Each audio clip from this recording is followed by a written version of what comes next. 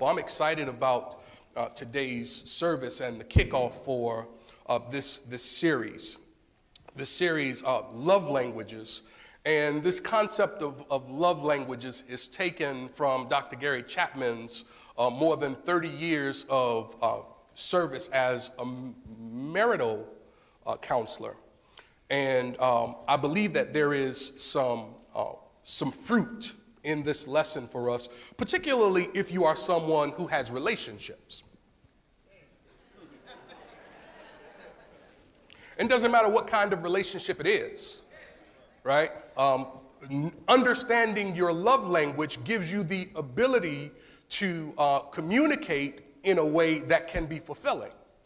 Understanding the love language of those with which you are in relationship with gives you the ability to communicate in ways that are healthy and fulfilling. And so it doesn't matter what kind of relationship it is, I believe that this series will give us an opportunity to experience a more fruitful, healthy relationships. And so I think that's a great thing. And I recognize that we are threefold beings. As threefold beings, we are spirit, soul, and body. Is that right? And in recognizing that we are spirit, soul, and body, it is, I think, necessary that each aspect of our being be recognized, fed, and supported so that we can live well-rounded and productive lives. See, any form of teaching that only supports a particular aspect of your being, if you don't get the other aspects of your being supported and rounded out, what you will find is that you are imbalanced in a number of ways.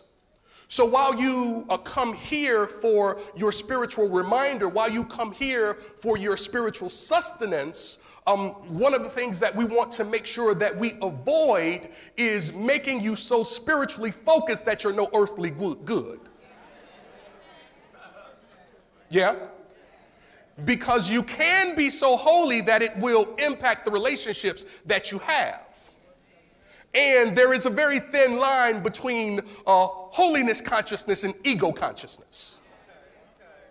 And so it helps to be able to live life in ways that are well-rounded and supported and successful. One of the ways that you know that you are successful spiritually is that you see that success being manifested in your body. Are you with me? One of the ways that we know that Jesus knew what he was talking about is that he was able to call on what he needed whenever he needed it. And so it's not just enough to be fed spiritually. We always want to be reminded of ourselves as spiritual beings. We want to keep that as the core focus, but then we are also souls. We are living souls. And as living souls, we recognize that this is where the accumulation of the God ideas and what is in the soul and in the psyche is what shows up in our life, world, and affairs. And then we have the body. And the body is really the soul expressing. Say, my body is my soul expressing. So the body is not just this physical organism that you express in. All of the aspects through which you live your life are the expression of your soul. And so then my relationships, while they happen on a physical level, they are actually the expression of my soul. Are you with me? And so we are threefold beings, and so it is important that we be able to recognize, feed, and support the entire man or the entire soul. In order to create healthy relational experiences, we have to remain committed to the ability to communicate in ways that are healthy. See, I believe we all deserve to be in relationships wherein we are appreciated and celebrated and not just tolerated. Somebody say that again. I said, I believe we all deserve to be in relationships wherein we are appreciated and celebrated and not just tolerated. I don't believe that any of our relationships are supposed to be for the sole purpose of people knowing how to just deal with us. I believe that if we have the appropriate level of celebration and appreciation for ourselves, then as we communicate to the world how we handle and see ourselves, then others ought to get the message and report that message back to us in our relationship with them. As Oprah Winfrey says, you are the one who teaches the world how to handle you. And so then, in order to create the kind of healthy relational experiences we desire, we have to first have that relationship with ourselves. Is that right? As spiritual beings, we are all made healthy, whole, and complete. But it is really through the interactions with one another that we all learn to shine more brightly. And so we're hardwired for beautiful, meaning, successful, impactful, significant relationships. This is how we're designed to enjoy these kind of relationships. We all experience 6 primary kinds of relationships. One of the first relationships that we have is the relationship with God. And so let me just give you this. I want to encourage you to condition your relationships to be built upon the foundation of the relationship that you have with God. By that I mean, challenge yourself and the people that you are in relationship with to appreciate one another in the same way that God appreciates you. And if in your relationship with God, God does not love or appreciate you, I want to challenge you to then reevaluate your concept of God. Because I believe somewhere it says that God is love. And those who worship him in spirit and in truth. And if God is love, then God does not know how to be anything other than what God is. And if love is a compassionate and cooperative and kind, then we can expect that God will be compassionate and kind and cooperative. Does that make sense? The second relationship that we have is, again, the relationship with ourselves. What is my relationship with myself? Let me ask it to you another way. Do I like me? When I look at myself in the mirror, what do I see and what do I say about me? Because if I don't like me, then it is profoundly unreasonable to expect anyone else to. And so it is necessary, say necessary. It is necessary that I learn to both like and love me and all of the stuff that comes along with me. If there is something about me that does not work, then it's my responsibility to fix it. Yeah? So the second relationship, primary relationship, is the relationship that I have with myself. The third primary relationship is the relationship that I have with my significant other. And when I'm talking about significant other, as we're talking about it in this series, here is what I want you to think when you hear me say significant other. I mean it the way that we mean it, Doc, when we are doing academic research. In academic research, when you say that a thing is significant or statistically significant, we are saying that that thing did not happen by mistake. I'm giving you something right there. I'm giving you something right there. I just gave you life right there. When we're saying that it is happening, that it is a significant relationship, I'm saying to you that your relationship ought not to be happening by mistake or by chance. I'm saying that we want to be very specific and intentional about how we are moving in our relationships. Are you with me? And so when I'm talking about relationship with significant other, whether that's a spouse or a boo or a mate or whatever, or a partner, whatever you call it, I am suggesting that this relationship not be one that you are into in a way that is not highly intentional. Are you with me? So I'm not talking about your hookup.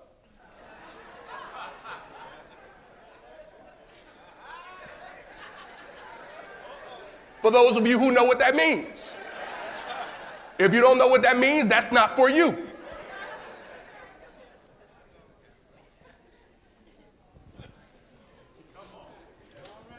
The next relationship is the relationship that we have with our parents. And I'm going to talk about this in just a little bit. Because most of us are the product of our past. And most of us quite unconsciously bring our past into our present. And so then it becomes that our past serves as the foundation by which we attempt to shape and live into relationships in the present. So I want to talk about that. I want us to look at that. The next relationship is the child figure connection. And the parent-child relationship is connected. Finally, the friendship connection. And I submit to you that understanding your love language can impact all of these relationships. Are you with me? Now, this is not necessarily a Gary Chapman's assertion. This is the Derrick Wells assertion. So this is not him, this is me. All right? Let's roll.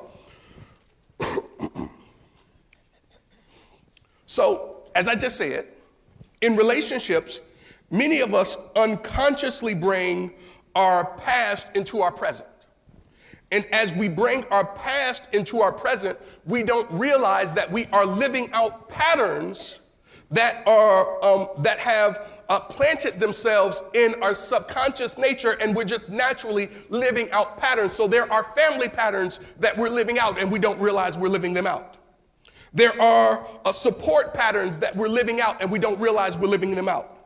There are culture patterns and communication patterns. There are relation patterns and trust patterns that we don't realize we are living out. But I submit to you that every pattern that you are using needs to be reevaluated, because you have observed, learned, adopted, and applied a pattern, and you may not be doing it intentionally. So you can be attempting to have a significant relationship with a significant other, but the things that you are saying and doing might be quite haphazard. And these patterns are often transferred from generation to generation.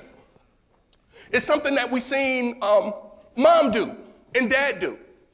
It's something that mom saw granddad and grandma do. It's like when these newlyweds got married, and as they got married, they decided to have family over. And since the family was coming over, this was their first big dinner, they decided to cook the best meal. And so this new bride decided that she was going to use her mom's brisket recipe. And so the first thing that she did was she cut the ends off the brisket and put it in the pot, cooked it up.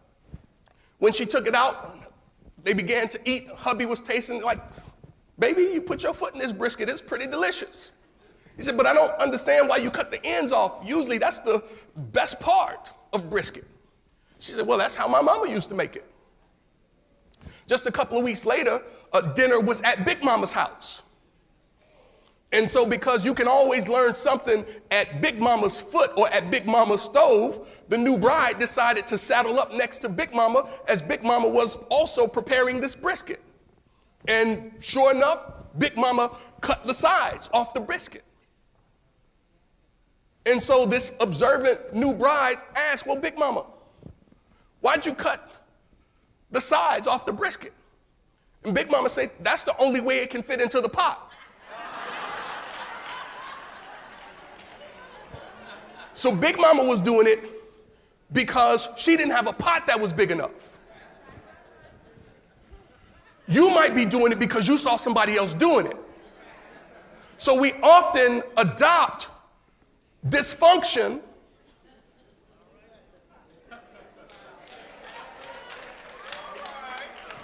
and we think we are doing it because it is the way it ought to be done. But we don't realize that our circumstances are not necessarily the circumstances of the person that we saw modeling the behavior. That's why parents, adults, we always have to be mindful about the behavior that we are modeling. Because our young people, children on up to young adults, are seeing everything that we're doing.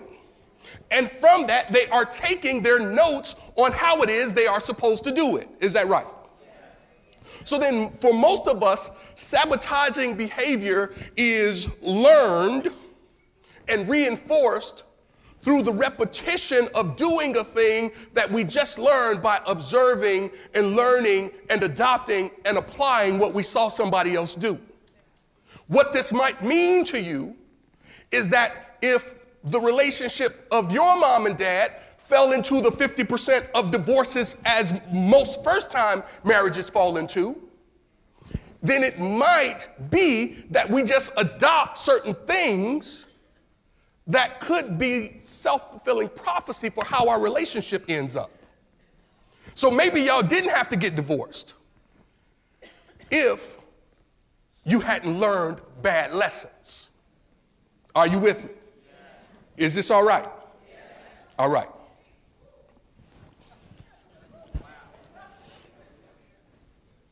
So it's important to remember that oftentimes a sabotaging behavior is learned and reinforced through our repetition. So if you were raised in a household where disputes were settled by whoever could shout the loudest, when there is a dispute or conflict, you might notice that just right away your voice gets louder. And the more your mate moves out of how they are conditioned, and the more you move out of how you were conditioned, if they were conditioned to shout, and you were conditioned to shout, and they shout and you shout, and they shout and you shout, and they shout and you shout, and they shout and you shout, and they shout and you shout, and they shout and you shout, and the only thing you all do is get louder, but you don't open the space for a creative solution, then you think you have a problem when what you don't have is a problem, but you have conditioning. And our conditioning will impact the creative ability to solve our problems. Are you still with me? And so then, because when children become adults, they create relationships in ways that are similar to how they witness them. Gary Chapman says that he's amazed at how often people bring what was messed up in yesterday into the new day. But what he does in love languages is he breaks down and decodes different ways in which people communicate with their significant other. He says that he takes the mystery out of what your mate needs, right? He takes the mystery out of what your mate needs. And so in his experience, he noticed that there are just certain patterns by which people communicate their needs, even if they are not consciously communicating their needs. I want to say that again. He suggests that there are patterns by which we are communicating our needs, even if we are not consciously communicating our needs. See, it's difficult to communicate a need that you are not consciously aware that you have, right? Chester, it's challenging for me to say to my mate, here is what I want, when I don't necessarily know what I want looks like. Are you with me?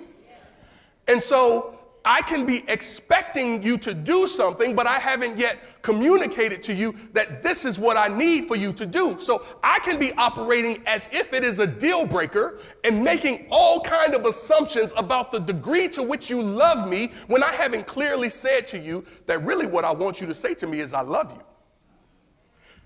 I don't want your gift. I want you to say I love you. Right? Keep the ring, hold my hand when we're walking down the street. Are you with me? And so he's suggesting that there are just some patterns by which we communicate what our needs are, but it helps to know, say helps to know, what you want. So then, as we are moving into this, I just want to say to you at the top that when we're talking about communication, communication, put this in your notes, Communication is a symbolic process. Communication is a symbolic process. Communication is a symbolic process whereby meaning is produced, maintained, repaired, and transformed. Communication is a symbolic process. See, what I'm saying to you is that oftentimes when we are communicating in symbols. We may not realize that we are communicating in symbols, but a symbol does not mean the same thing to everybody. The same symbol is not viewed the same way by everybody. If I draw a cross for some of us, that means one thing. If I draw a cross for others of us, that means something else. Yeah? And so if we are communicating through symbols, we are constantly building, repairing, and transforming messages which might have us or might not have us on the same page. Are you still with me? Yes. So then, most of us are growing up with the language of our parents and our siblings. And we can learn a second language or an additional language, but it takes a great deal of effort to learn a second language. I was at one point I was learning Swahili, and I got up to and through Alafia Andugu, Amani Angu Undugu. I got through that part. That's about it. Because the effort that it took, hear me, because the effort that it took to learn the additional language challenged me and pushed me outside of my comfort zone, and it required more of me than I was willing to invest. I want you to hear me. See, learning a second language can be accomplished. It just depends on how much energy, effort, and intention are you going to put into it in order to develop an understanding and the ability to effectively communicate the language that your significant other speaks. Because your language may not be his language, and his language may not be your language. And one of the points that Gary Chapman makes in the book is that you need to understand your mate's language so that you can communicate with them. So it's not enough, say it's not enough, to speak my native tongue. It's not enough to speak the language I'm most comfortable with. It's not enough to be unwilling to learn and effectively communicate my mate's language. It will require effort to learn and communicate my significant other's language. So if you're going to develop a second language, if you are going to be able to communicate your significant other's language, do know that it's going to require you to get outside of your comfort zone. Know that it's going to require you to make that relationship a priority. Hear me, please don't miss this. Know that it is going to require you to make the relationship a priority. You might be in a relationship, but that don't mean you're a priority. I want to keep it 5,000. One of the ways that you will know is if you effectively know what you need and you communicate that to your significant other. If they are as committed as you are, then they will learn your language and you all will communicate effectively. One of the things that I did, once I got some insight into what my language was, when I'm communicating with my significant other and it don't seem like my language is lining up, I just say out loud, love language. My love language is service. And so if something ain't quite, let me go on this side and say it.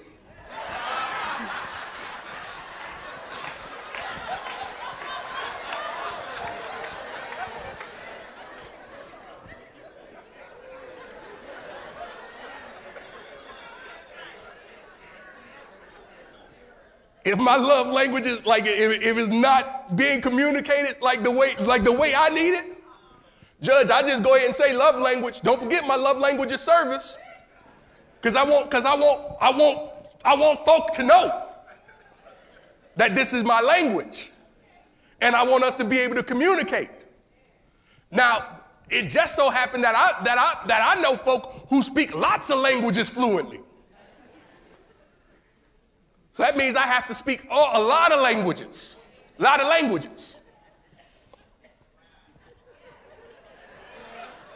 Are you with me?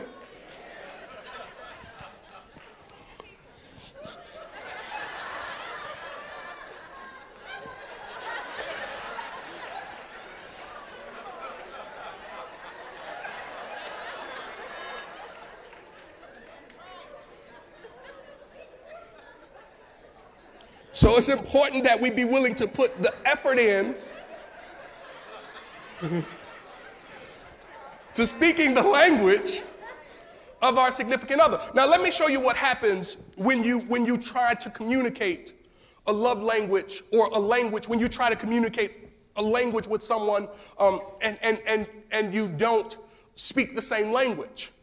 If you've ever been in a foreign country and you were trying to communicate with someone who didn't speak your language, or if you ran into a foreigner here who spoke a different kind of language, and you try to get directions or give them directions, you ever notice how difficult that is? And it requires you to diminish yourself to just pointing, right?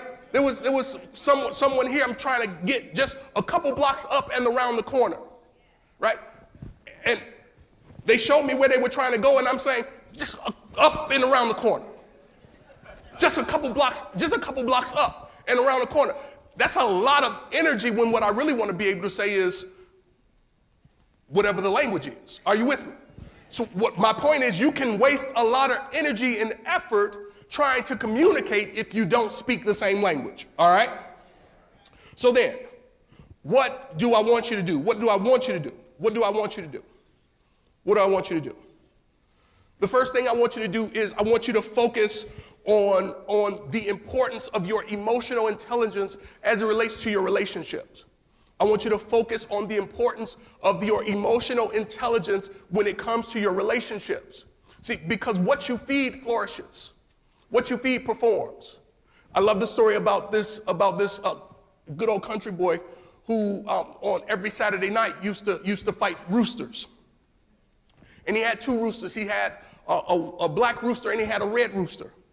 And every Saturday night, they would fight these roosters. And at some point, those roosters just spent so much time beating one another up that he retired them. And then sometime after he retired his roosters, he went back to the place where the rooster fights used to happen. And somebody said to him, you know, I noticed every time your roosters fought, when you bet on the black rooster won. He said, but then I also noticed when you bet on the red rooster won. Why is that? And the country boy said, well, it's simple. He said, I fed the one that I was going to bet on. Why? Because what you feed flourishes. What you feed performs. So in the book, one of the things that Gary Chapman says is that we all have an emotional tank. We all have an emotional tank. And one of the things that is the responsibility of the people that we are in relationship with, hear me, one of the responsibilities of the people that we are in relationship with is to be committed to their role in filling up our emotional tank. If you are in relationship, doesn't matter what kind of relationship it is, everyone in the relationship has a role and a responsibility in filling the emotional tank of other people in the relationship. Are you with me? So then, how do you fill the tank of someone else? You focus on the kind of love language that is essential to their emotional health in the relationship. All right? All of us have a need for love and affection. All of us want to feel as if we are wanted and respected.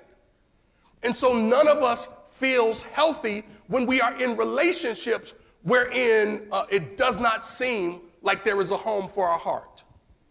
And so if you are in a relationship where it seems as if the person you are in relationship with has no home for your heart, you have to be able to check your emotional tank. And you have to be able to require them to fill up your emotional tank. How do you help them fill up your emotional tank? You got to know what you want. Now, your responsibility, their responsibility is to help fill up your tank. Your responsibility is to know what you want. You have to know what you want. See, I can't give you what you want if you don't know what it is. And sometimes the way we come to know is by what we don't have, right? So you may not know at the front, but once you get something that you don't want, you at least know you don't want that.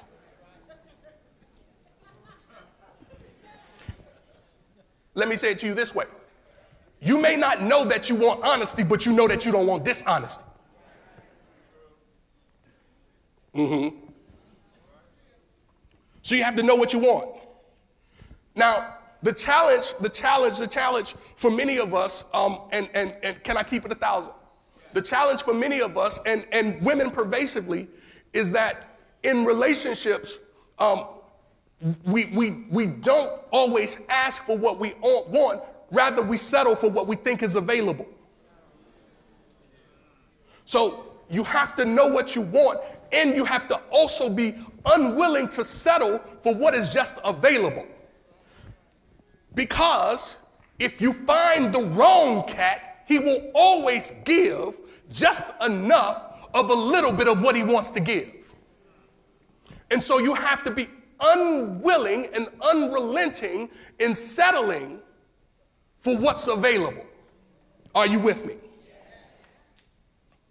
Because if you expect a little, come on now.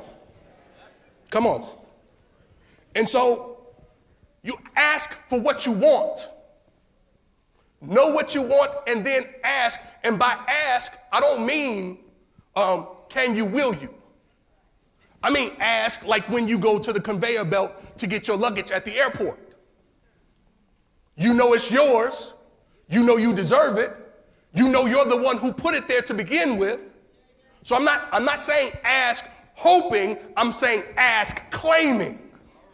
Because if they can't give you what you want, then they might not be the one that you're supposed to be with.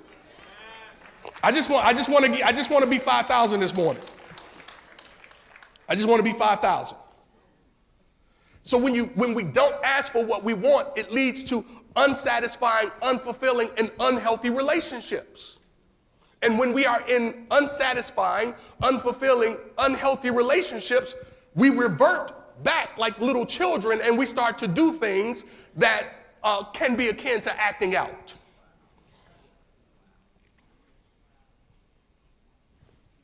How do you help someone fill your tank? How do you help someone fill your emotional tank? You help someone fill your tank by seeing them, by seeing your significant other as they are. You help your significant other fill your tank by seeing them as they are. What am I saying? I'm saying we sometimes have a tendency to use our sanctified imagination to make over people that we are in relationship with. Rather than seeing them as they are, we see them as we imagine them to be. And then we begin to place demands on them that they be what we are imagining. But it's really difficult for somebody to be what you are imagining because what you are imagining is not what's playing out in my head. So you want me to be something that's playing out in your head, and what's playing out in my head is what I am right here and right now. And so it's vitally important that we do not ignore the signs that people are showing us when we are in relationship with them, if we expect them to be able to be responsible for filling up our emotional tank. Are you with me? How do you help someone be responsible for filling up your emotional tank? You have to be honest. You have to be honest. You have to be honest. You have to be honest. In relationship, men, like, we have to be honest. If there is something that you cannot do in the relationship, then just be willing to say that, right? If you can't be committed, then just say, I can't be committed, right? And then leave the power of choice to the person that you are in relationship with. Man, stop looking at me crazy. Y'all know what I'm talking about. Don't give me that side. I don't care. I know I'm one of you too. And I know I'm giving up the jewels. I'm here to help. I don't have no favorites.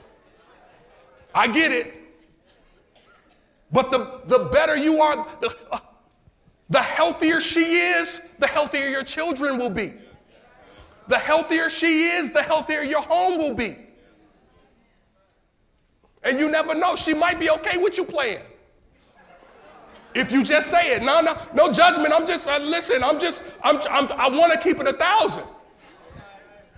This is the grown adult series. I'm teaching the kids version of this time next year. This is the adult series. So just be honest. If you don't know the directions and your GPS ain't working, just say, I'm not going to stop. I'm going to keep driving until I find my way. It's all good.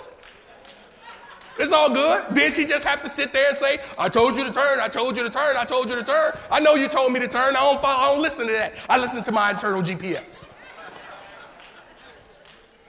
How do you help somebody fill up your tank? You have to be willing to be honest. We all have to be willing to be honest in relationship. So you have to know what you need and you have to communicate what you need. You have to accept people as they are presenting themselves. It's not that they can't get better, but know that you can't make them better. The only person you have the power to improve is you. And then finally, we have to be honest. If there's some aspect of ourselves that we find challenged in, just say that and then commit yourself to being improved.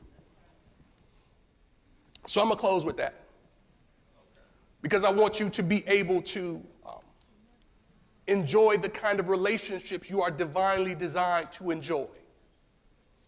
Relationships wherein you are appreciated and celebrated and not just tolerated. One of the ways that you do that is you give it to yourself first, and then you make clear the way for those who are you are in relationship to give it to you. God bless you.